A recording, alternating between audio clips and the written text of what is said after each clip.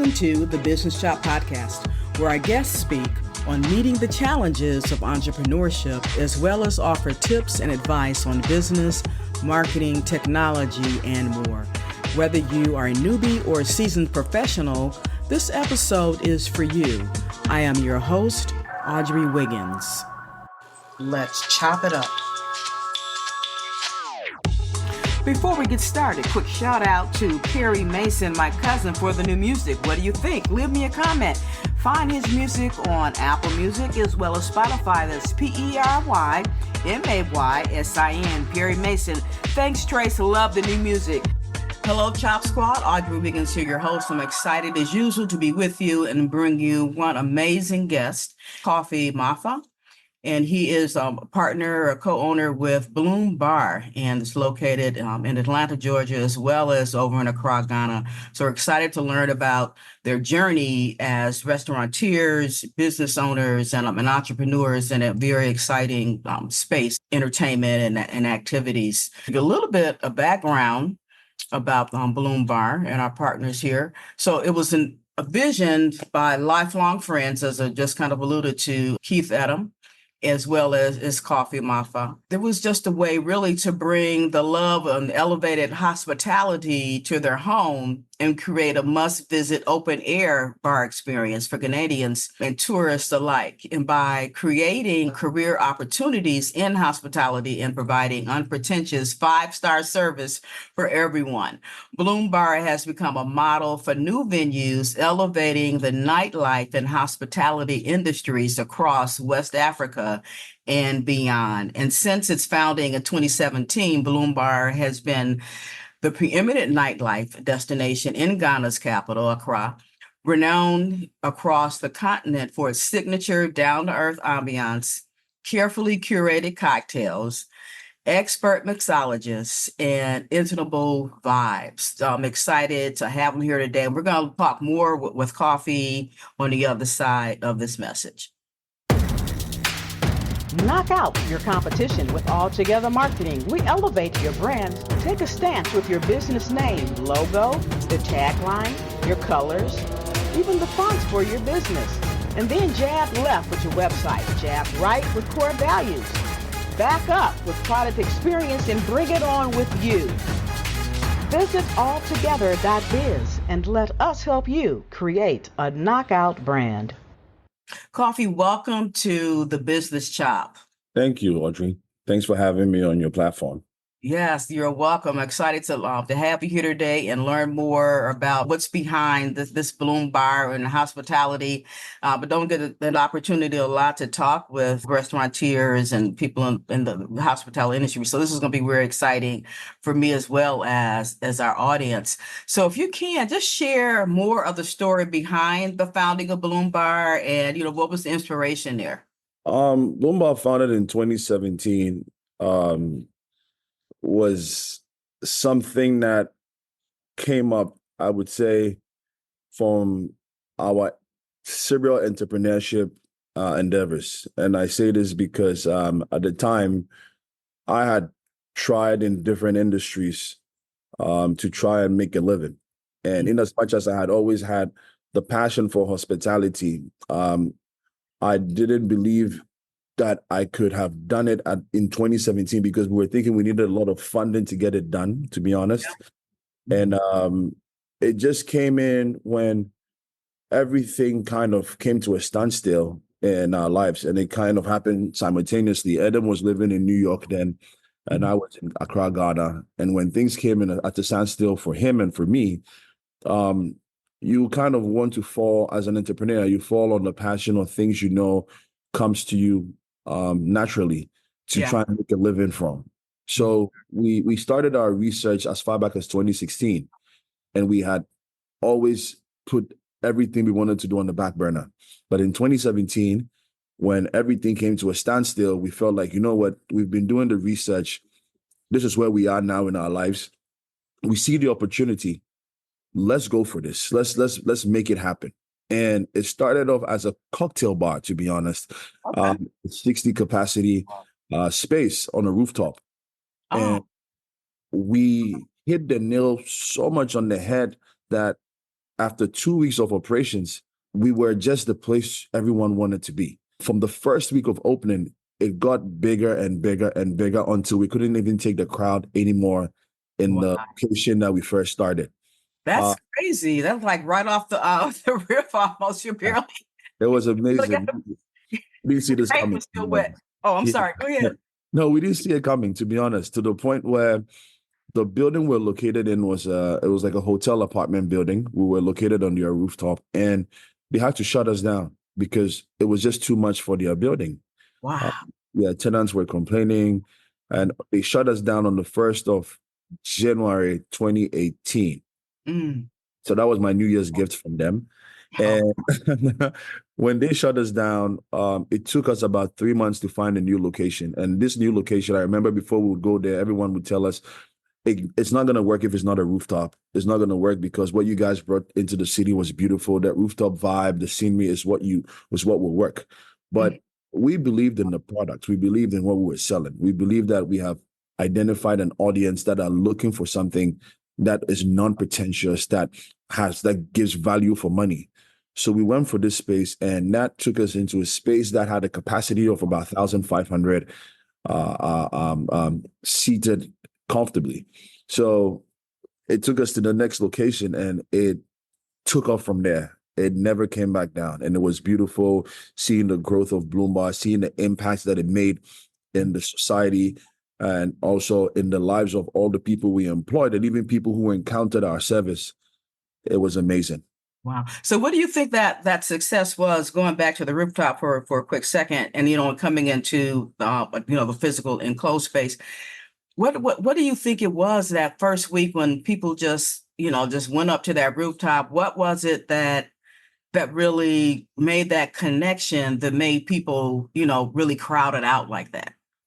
Okay. So first things first is in the research that we did, we identified a number of things that venues that were already open were not doing. Number one, most places in Ghana at the time were either very high end or very low end. There was nothing for the middle class. Okay. And at the time, the economy was really good. The middle class population was growing. Income was good. And majority of these guys wanted to be affiliated with high end, but were not having that opportunity because the high end was too expensive or too crowded to get in. So you have this whole population just lagging, moving in between low end, high end, and high end. And what we did was to create a space for the middle class, because you would come in there, everything there was high end, but the drinks were affordable. Okay. It was affordable. So you feel like, oh, my money is good here and the space is beautiful. And at the time, that was the rise of social media in Ghana.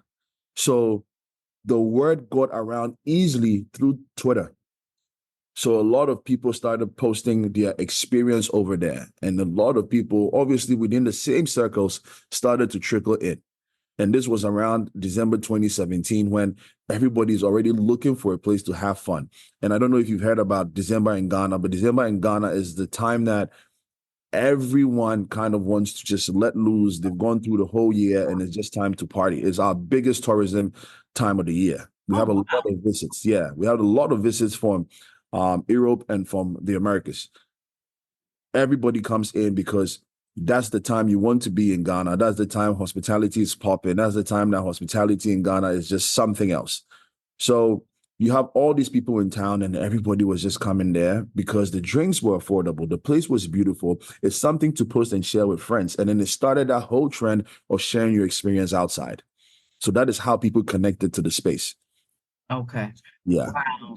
And also mentioning in your background here, the cultural elements of including that into the experience.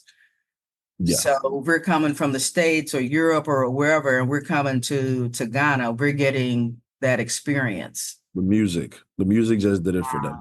Yeah. Okay. Music did it for them. And we did not play with the service because everyone going into a space had a perception that service in Ghana is quite poor. You're going to order a drink. It's not going to come anytime soon. And these are the things that we made the effort to iron out just to make you feel like your money is good here. And everybody wants to be in a space where their money is good. Oh, yes. Yes.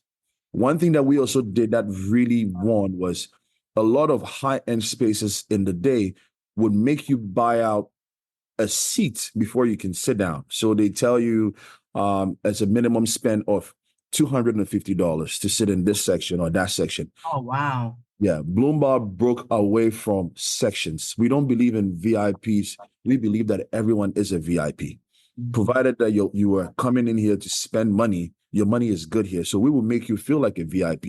So these things sound quite minute, but it was a big deal for a lot of people, knowing that, hey, my money is good there. I don't have to go and pay a minimum amount to be in a section. I could go in there and whatever I could spend, they make me feel really good. So why not go to Bloom? These were some of the things that we did. Yes, absolutely. Now, can you describe some of your signature drinks or dishes there at Bloom Bar? At the time, we launched the first fishbowl cocktail in Ghana, and we had about 3 fish bowls on the menu. The fish bowls were, I think, about I would say in liters, it was like about 1.5 liter of it's a very huge fish bowl, and it brought about the whole shared experience of having long straws in these cocktails. And we made one particular one from local drinks, which is a local gin. It had some pineapple in there, and a couple of other local bitters were in there. And it was amazing for a lot of people because this was the first time a lot of people were seeing even drinks that were decorated so much with dry ice. It was new to the industry, and it was just very beautiful to capture on your phone back in the day. Mm-hmm. So these things really caught on for a lot of people, especially the younger generation back in the day. Wow. So you mentioned like local bitters and things. So what are there any other like special ingredients or cultural elements that you prioritize in your culinary approach? It was just mainly that particular drink, but all the food was what we did was we elevated our street food, and then we were selling that street food in our space.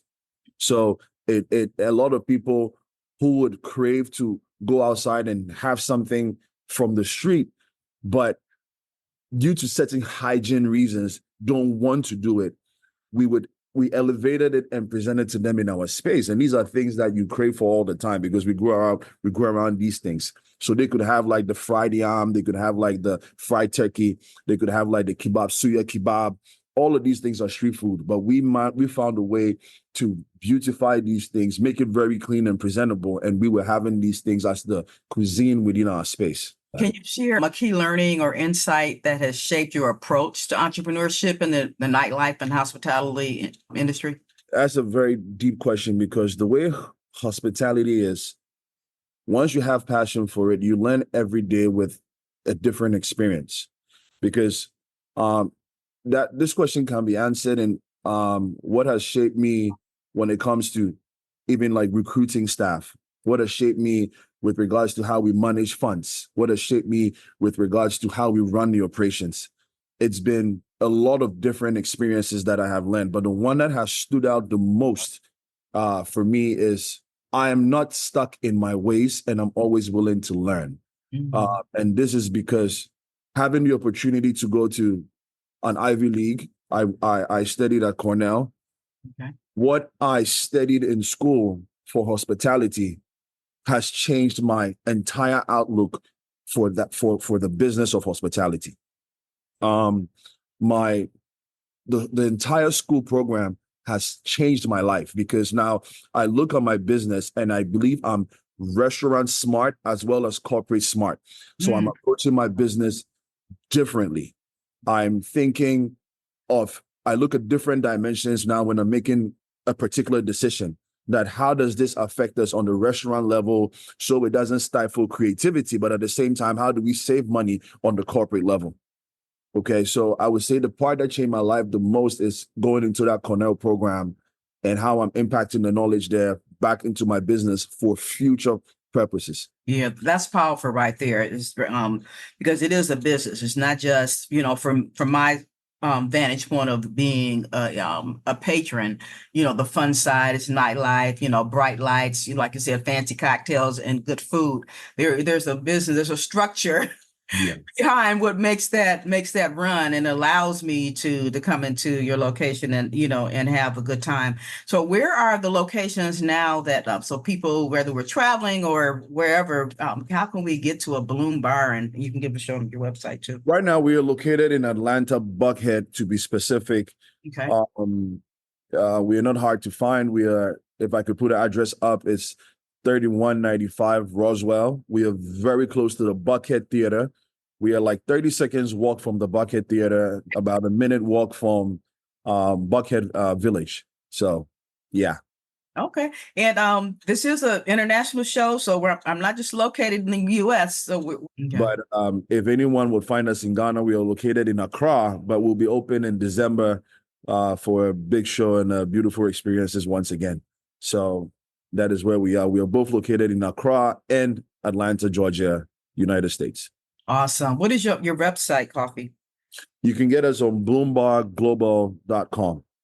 Awesome. You'll find us on Instagram at Bloom Bar Atlanta. Bloom Bar Atlanta. Okay, awesome. What will your business look like on January 1st, 2025? Join us for 60 Days to Success. It's the Elevating You Entrepreneur Business Summit, November 2nd, 2024. Visit bit.ly/elevatingyou fourth quarter 2024. That's bit.ly/elevatingyou, the letter U, the number 4, TH quarter 2024. So what advice do you have for those of us who are in the hospitality industry or considering it? I would say with my lessons in the United States and with what I have experienced going to a lot of beautiful spaces, I would love to say one advice is, let's not be afraid to pay for professionals to help us in our field of work.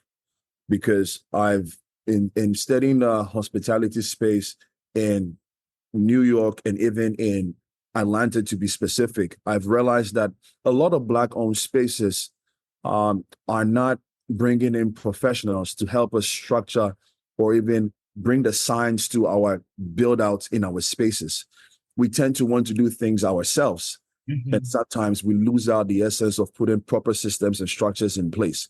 So it never gives our space the right competition, the fundamentals to be competitive in the right spaces. Okay, so I learned that being here, and I would say, hey, all the people trying to get into the space, the professionals are out there for your build out when it comes to decor, for your build outs when it comes to setup. Bring the professionals on board. Let them give you the signs to doing things and how it's done to make your operations efficient. Bring the professionals on board to help you with your menu so it is structured well. So when anyone walks in there, it is so well done. It caters to your audience or any audience you might not have thought of. Because if you're doing things on your own, you are often very biased, thinking that, hey, I think this is what the system needs. But no, when you bring in the professionals, they have the data to help you build your business and bring it to that top level. So let's just get used to bringing in professionals. It might sound expensive, but it goes a long way. Yeah, absolutely. I was thinking, in the back of my mind that people were, afraid to spend that money, but that what you said is so important, because we may bring a certain desire and a certain skill set, but there's 5 skill sets or whatever. I'm just making that up, that goes into producing the outcome that you're looking for. And you're right. We do have, if it takes longer to open, so be it. But so when you do open, it's not just a big splash and then, you're closing, less than a year later. I hope that my advice is what people would take, because it's something that I've experienced. It's something that I've witnessed. Even having our space, a lot of people walk in here and often do not even believe it's owned by Black people, because of our knowledge of what we are doing, our knowledge of the products we want to sell, and how invested we are in the kind of direction we're going with this. So it's something that I've witnessed, and I've seen that if we position ourselves well, we can build brands that are very competitive with the hospitality scene on what's up here in America. So Yes. Yeah. Absolutely. So that is awesome advice. Really appreciate it, Coffee, and your time here today. Thanks for Thank, chopping with me. And thank you. yes, you're absolutely welcome. So Chop Squad, you again, you have your marching orders from Coffee here. So definitely, if you're in that space or considering hospitality, nightlife, make sure you have found the right foundation set up. Thank you for listening to The Business Shop. We hope that you were able to glean valuable information from our guest and that you will download and share this podcast. Your rating and review is much appreciated. To go deeper with our guests, please visit their website and social channels. To learn more about us, please visit businessshop.info or altogether.biz, where we will help you expand your brand.